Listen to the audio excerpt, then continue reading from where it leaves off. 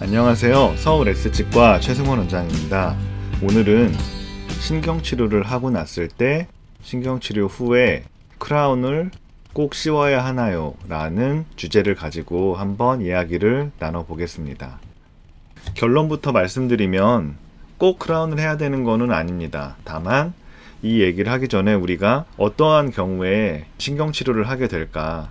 첫 번째는 충치가 깊은 경우겠죠. 충치가 깊이 진행되어 있을 때, 충치가 만약에 넓고 깊게 진행이 되면 그만큼 치아의 크라운 머리 부분에 건전한 조직이 점점점 사라지게 되잖아요. 신경치료를 할 정도로 충치가 진행된 경우는 충치를 제거하고 나면 남는 치아들이 많지 않기 때문에 이런 경우에는 크라운을 해주시는 게 바람직하겠고요.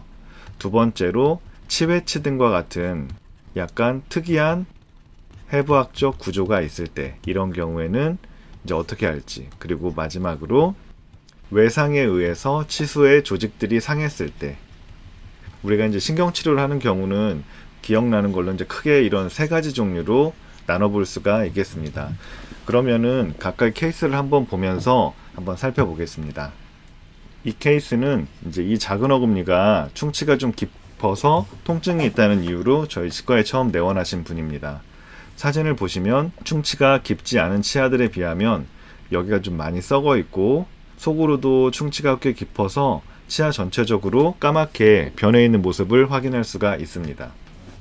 그 치아의 엑스레이 사진인데요. 이거는 이제 음식물이 껴서 임시재료로 좀 막아 놓은 거고, 보시면 까맣게 이와 같이 속이 거의 대부분 상해 있는 것을 확인할 수가 있고요. 충치가 깊어지다 보니까 치수를 통해서 근관을 통해서 뿌리 끝쪽에 염증까지 잡혀 있는 모습이었습니다. 그래서 이런 케이스 같은 경우는 일단 충치를 제거하고 충치 제거 후에 그다음에 이제 신경치료를 진행을 해야 되겠죠. 이미 치아 속까지 염증이 진행되어 있기 때문에.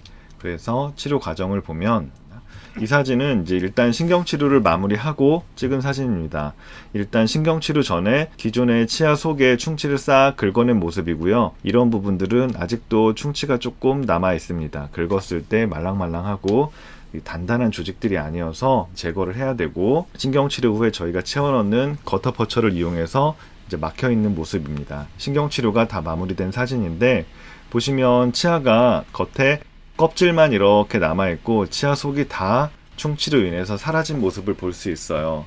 이제 이런 케이스 같은 경우는 신경치료를 해서 치아를 살리고 그 치아의 기능과 모양을 회복시키는 게 치과치료의 목적이잖아요. 기능과 회복, 즉 크라운의 형태를 회복해 주려면 이런 케이스는 크라운을 하지 않을 수가 없겠죠. 게다가 벽이 굉장히 얇게 남아있기 때문에 이 자체가 힘을 견디는 데 있어서 바람직하지 않다고 보여서 그냥 레진으로만 막아놓게 되면 이 레진이 기능을 하면서 탈락되거나 그럴 가능성도 있기 때문에 이 레진 코어를 잡아주기 위해서 기둥, 즉 포스트까지도 필요한 상태입니다.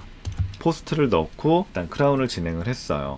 이 사진은 이제 포스트, 여기 기둥 이렇게 보이시죠? 치아 근관 안에 박아놓고 그 다음에 주변을 레진으로 채워넣고 크라운을 씌우기 위해서 다듬은 모습입니다. 이런 케이스는 건전한 치아 조직들이 많이 상해 있기 때문에 크라운을 꼭 해야 하는 케이스입니다. 만약에 크라운을 하지 않고 그냥 뭐 레진으로 메꾼다든지 그렇게 썼을 때 거의 얼마 못 가서 치아가 다 깨져 나가거나 상할 위험성이 굉장히 높겠죠. 그리고 두 번째는 신경치료 이후에 크라운을 씌우는 목적은, 첫 번째는 치아가 파절되거나 이런 것들을 막기 위해서, 치아 파절이나 뭐 치아가 상하게 되는 것을 막기 위함이 첫 번째고, 두 번째는 신경치료를 했잖아요. 그 구멍을 통해서 다시 균이 들어가서 재감염이 일어나는 것을 막기 위함입니다. 그래서 보통 일반적으로 보존학, 그 신경치료에 관련돼서 다루는 학문이 이제 보존학 교과서에 있는데, 보존학에서는 이제 신경치료 후에 크라운을 잘 씌워서 위에서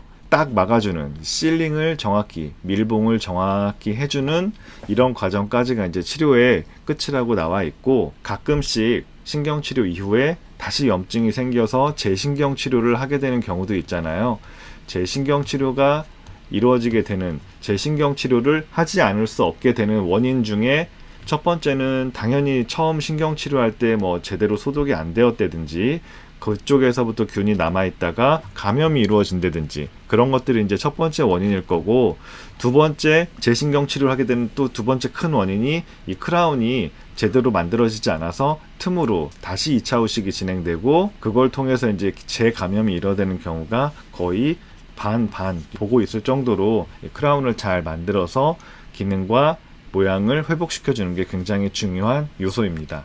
그래서 이분은 지르코니아 크라운을 이용해서 이와 같이 그 치아에 대한 기능과 그 모양을 잘 회복을 시켜줬고, 경계부 마진 쪽도 잘 맞게 맞춰서 최대한 오래 쓰기를 기도하는 마음으로 진행을 했습니다. 치아가 많이 상해 있을수록, 지금 이 케이스처럼 상해 있는 부분이 많다라고 하면 할수록 장기적으로 예후는 첫 번째 사진이랑 보시면서 차이를 아셨을지도 모르겠지만, 이 부위 아말감 깨진 부위에 레진 필링을 했고요. 레진으로 여긴 떼운 부분이고, 앞쪽은 충치가 있어서 이맥스 재료로 인레이를 했던 부분입니다. 이와 같이 기존 치아 조직이 많이 남아있고 그냥 부분적으로 떼었을 경우랑, 이 다 상해 있는 치아를 기둥까지 넣고 크라운을 했을 경우, 지금 당장은 보기 좋지만 이게 이제 10년, 20년이 흘렀을 때 이 치아들의 운명이 어떻게 될까라고 생각해 보면, 당연하게도 치아가 조금 상했을 때 치료했던 부분들이 더 오래 갈 거라고 예상을 할 수가 있잖아요. 뭐 대부분의 그 치과 의사들의 동영상에서 반복되는 내용이겠지만, 미리미리 정기검진을 통해서 일이 커지기 전에 치료하는 게 결국에는 내 치아를 더 아끼고 오래 쓸 수 있는 방법이다 라고 말씀드릴 수가 있겠습니다. 첫 번째로는 이와 같은 과정으로 치료가 이루어진다, 그리고 결론적으로 크라운을 해야 된다 라는 내용을 말씀을 드렸어요. 두 번째로 말씀드렸던 게 치외치라고. 치외치라는 것은 이제 치아가 원래는 이제 이런 식으로 생겨야 되는데, 뭔가 지금 이 작은 어머니 보시면 약간 꼭지 같은 게 이렇게 있어요. 치아 외부에 치아가 튀어나와 있다. 그래서 우리가 이제 우리말로 번역해서 치외치, 영어로는 덴스 이베지나투스라고 쓰는데, 이게 영어는 아니고 아마 라틴어 계열일 건데, 그러니까 뭔가 이제 튀어나온 거죠. 이런 치아들을 만약에 단면을 본다면 치아가 이렇게 있고 머리 부분이 있고 뿌리가 이렇게 있을 거잖아요. 치아 내부에는 비어있는 공간이 있어서 이 안에 치수강이라는 조직이 있고, 이쪽에 이제 신경이나 혈관이 들어차 있다라는 내용까지는 아실 텐데, 이 치외치는 이 사진을 보면 여기에 볼록 뭐가 나와 있단 말이에요. 그냥 단순히 나와만 있으면 문제가 아닌데, 일반적으로 치외치가 생길 때 이런 치수강이 거기까지 쭉 연장되어 있습니다. 치외치가 있는 부분은 조금만 상해도 바로 치수강까지 균이 들어가서 안에 염증이 생겨요. 이 치아 같은 경우는 겉으로 보면은 아무렇지도 않잖아요. 멀쩡하고.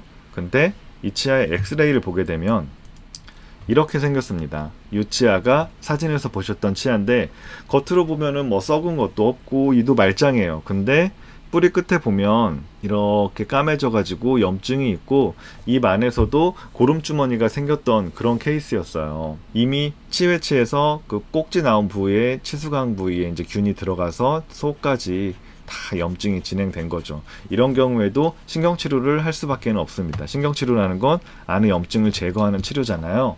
그래서 이분 같은 경우는 이제 위에 구멍을 형성하고 안에 신경치료를 했습니다. 보시면 여기도 잘 보이는데 염증이 이렇게 있죠. 신경치료가 다 잘 이루어지고 뭐 고름주머니 이런 게 사라졌더라도 엑스레이 상에서 뼈가 녹은 부분이 다 차오르기까지는 적어도 6개월의 시간이 필요합니다. 신경치료는 이제 직접적으로 여기는 염증을 긁어내는 치료가 아니라, 위에서 균이 들어가는 통로를 딱 밀봉을 해서 균이 더 이상 들어가지 않게 막아주고, 막게 되면 이쪽에서는 이제 얘네들은 세균들이 고립돼 있잖아요. 염증들이. 이 고립돼 있는 염증들은 우리 몸에 백혈구나 이렇게 세균 잡는 세포들이 와서 막 싸워서 이제 없애고 여기가 깨끗이 염증이 아물게 돼요. 이런 식으로 이제 간접적으로 치료하는 게 신경치료인데, 결국에는 이제 신경치료하면 이렇게 구멍이 났잖아요. 그럼 이 부위를 어떻게 하느냐? 이 구멍 하나를 또 밀봉하기 위해서 크라운을 씌우긴 너무 아깝죠. 지금 이 치아에서 실제로는 여기서 이만큼 구멍을 형성하고 신경치료를 했을 뿐인데, 이 구멍을 막고 이걸 하기에는 너무 아깝단 말이에요. 치아를 깎는 게. 그래서 이런 경우는 크라운을 하지 않아도 되겠죠. 여기까지 얘기했으면 다 아시겠지만, 이 위에 신경치료 과정에서 치아가 얼마나 남아있느냐가 크라운을 할지 결정하는 가장 중요한 팩터라고 할 수가 있겠습니다. 치아를 이렇게 사각형이라고 치면 4개의 면이 있잖아요. 한 면 이상, 적어도 2면이 없어진 경우에는 그때는 어쩔 수 없이 크라운 하시는 것이 그 치아를 더 오래 쓰기 위한 방법이 될 수가 있고, 한 면 미만, 한 면의 절반이나 아니면 이와 같이 4면이 다 살아있고 씹는 면 쪽에만 구멍을 형성한 경우, 그런 경우는 그냥 레진으로 막아서 쓴다 하더라도 크게 무방합니다. 그리고 다행스럽게도 치 외치는 대구치, 큰 어금니에는 잘 안 생기고 보통 작은 어금니 쪽에 많이 생기거든요. 작은 어금니는 큰 교합력을 받는 치아들은 아니니까 이 부분을 레진으로 막아서 쓴다고 해도 기능이나 장기적인 예후에 큰 영향은 없을 거라고 보여져요. 자, 마지막으로 외상을 입었을 때, 외상을 입은 경우 이제 신경치료를 할 수밖에는 없는데, 가끔씩 이와 같이 치아가 변색돼서 오시는 분들이 계세요. 변색은 돼 있지만 전혀 뭐 증상은 없고, 아, 내 치아가 원래 그런가 보다 라고 그냥 한 치아가 어두운데도 그대로 그냥 지내는 분들도 계시고, 치과에 오셔서 이제 이 변색은 이러이러한 이유 때문에 생기신 겁니다 라고 말씀을 드렸을 때, 아, 그렇구나 그러면서 치료를 해달라고 하시는 분들도 계신데, 이 사진 잘 보시면 제가 이렇게 커서로 표시하는 이 부분, 이렇게 금이 간 거를 확인하실 수가 있을 거예요. 금은 왜 갔을까요? 어딘가에 부딪히거나 다쳤으니까 갔겠죠. 이 사진은 제가 구글에서 떠온 건데, 단단한 야구공을 배트로 딱 치는 순간, 그 순간에 야구공이 이렇게 변형되잖아요. 그 단단한 야구공도 충격을 받는 그 순간 일시적으로 변형이 싹 됐다가 다시 원래대로 돌아온단 말이에요. 치아도 특히 이제 많이 다치는 경우가 앞니인데, 앞니가 이렇게 뿌리도 있고 머리도 있단 말이에요. 치아 내부에 이렇게 치수강이 존재하고 뼈가 이렇게 있으면 뿌리 끝쪽에서 신경이랑, 얘는 신경, 혈관도 들어오고 또 여러 가지 조직들, 파이프 이런 것들이 쭉 들어와서 안에 자리를 하고 있어요. 근데 이 치아에 뭔가 쾅 부딪혔어요. 그러면 힘을 받는 순간 단단한 야구공도 저렇게 찌그러지는데, 치아도 힘을 받는 그 찰나의 순간 동안 뼈 안에서 왔다 갔다 이렇게 뒤틀린단 말이에요. 뒤틀렸을 때 이 혈관이 심하게 이제 뿌리가 왔다 갔다 하면 혈관이 끊어질 수도 있어요. 근데 앞니를 부딪히거나 다쳤을 때 혈관이 이어져 있느냐 끊어졌느냐가 예후에 되게 중요한 영향을 끼치는데, 만약에 혈관이 그냥 이어져 있으면 1, 2주 정도 기다려도 치아에 뭐 색이 변하거나 이런 건 전혀 없고 그냥 시간 지나면 차츰 아물 수 있어요. 근데 외력이 굉장히 셌기 때문에 혈관이 끊어질 정도의 힘이었다. 그러면 혈관이 끊어지게 되면 어떻게 돼요? 여기 안에 혈액 공급이 끊기잖아요. 그럼 여기는 이제 죽은 피가 돼요. 얘네들은 이 안에 피가 고여있게 되면 우리 피부에 멍이 드는 것처럼 피 속에 철분이 되게 많죠.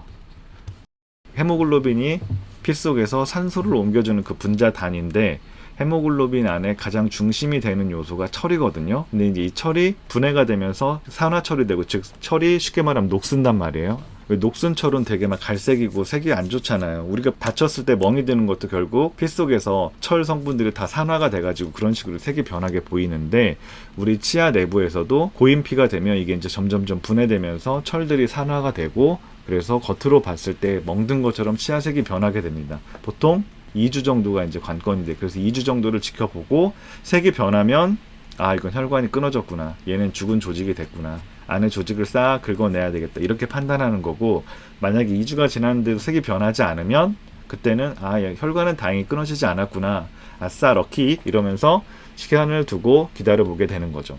그래서 처음 보여드렸던 이런 경우는 이제 예전에 다친 건데 이미 안에 조직들이 다 죽어있고 이미 멍든 상태예요. 그래서 이런 경우도 신경치료를 해야 돼요. 크라운 부분이 멀쩡히 살아있으니까 치아 안쪽에 구멍을 내서 안에 염증 싹 긁어내고 거터퍼치를 이용해서 채워넣고, 그 다음에 이걸 미백을 하면 돼요. 이런 식으로 약을 넣어놓으면 치아가 색깔이 어느 정도 돌아오거든요. 이걸 이제 저희가 실활치 미백이라고 표현을 하는데, 치수 생활력을 상실한 치아, 치수가 살아있지 않은 치아는 변색이 있을 때 그거를 안에 약을 넣어서 미백을 하는 과정, 실활치 미백을 하고, 이런 경우에는 굳이 이제 크라운까지 할 필요는 없죠. 치아가 어디 막 예를 들어 여기가 이만큼 이렇게 썩었다면, 이만큼이 썩어서 치아가 없다 그러면 그때는 크라운을 해야 되죠. 치아 자체는 썩은 것도 없이 단지 외상에 의해서만 그런 거니까 치아 겉의 형태는 깨끗해서 안에 신경치료를 하기 위해서 구멍난 그 부분만 막아서 쓰면 될 겁니다. 그래서 오늘은 신경치료 후에 크라운을 꼭 해야 되느냐, 결국 결정하는 요인은 얼마나 많이 치아 머리 부분이 상해 있느냐. 자연 치아가 얼마나 남아있느냐가 이제 관건입니다. 그래서 아까 말씀드렸듯이 자연치아를 하나의 그냥 사각형이라고 치면 4개의 면이 있는데 한 면 이상 넘어가서 치아가 상실돼 있다, 썩거나 뭐 해가지고 약해져 있다라고 하면 그때는 채워넣고 크라운을 하시는 게 바람직하다고 보여지고요. 신경치료를 할 정도로 충치가 있다면 굉장히 많이 썩은 거기 때문에 한 면 이상, 거의 두 면 이상이 상해 있을 경우가 많아요. 그래서 충치가 깊어서 신경치료를 하게 되면 그때는 크라운을 하시는 게 그 치아를 오랫동안 기능하고 사용하기 위해서 꼭 필요한 치료인 거고, 다른 뭐 요인들, 치회치나 뭐 외상이나 치아 겉의 형태는 멀쩡한데 그런 부득이한 이유로 신경치료를 진행했다면 그때는 굳이 크라운을 하실 필요는 없을 거라고 생각합니다. 오늘 준비한 내용은 여기까지고요. 오늘도 도움이 되셨으면 좋겠습니다. 서울 S치과 최승원이었습니다. 감사합니다.